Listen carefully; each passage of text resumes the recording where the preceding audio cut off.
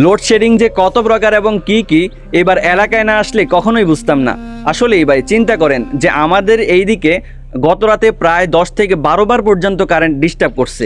এত পরিমাণে ডিস্টার্ব করার পরেও সকালে যখন নিউজ দেখতেছি বিদ্যুৎ মন্ত্রী নাকি বলতেছে দেশে লোডশেডিং নাই, দেশে নাকি যখন বৃষ্টি হয় বা বজ্রপাত হয় তখন নাকি কারেন্ট ডিস্টার্ব করে, এছাড়া নাকি কারেন্ট ডিস্টার্ব করে না। আসলে ওনাদের কথা আসলে ঠিক, কারণ ওনারা যখন সংসদ ভবনে থাকে বা ওনারা তো থাকে হচ্ছে যে বেশিরভাগ সময় লাক্সারিয়াস দালান কোঠার মধ্যে ওনারা থাকে বা ওনারা সংসদ ভবনের মধ্যে থাকে, তো ওখানে তো আসলে কারেন্ট ডিস্টার্ব করে না, কারেন্ট যায় না।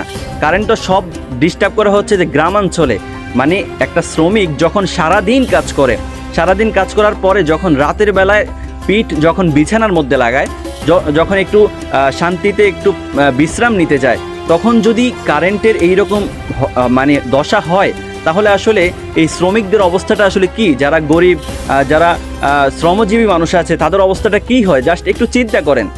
তো এই এমনিতেই দেশে যেই পরিমাণ রৌদ্র প্রবাহ, যখন যেই পরিমাণ তাপ, এই তাপের মধ্যে যখন কারেন্ট এত পরিমাণে ডিস্টার্ব করে, মানে আমি আসলে বুঝাতে পারবো না।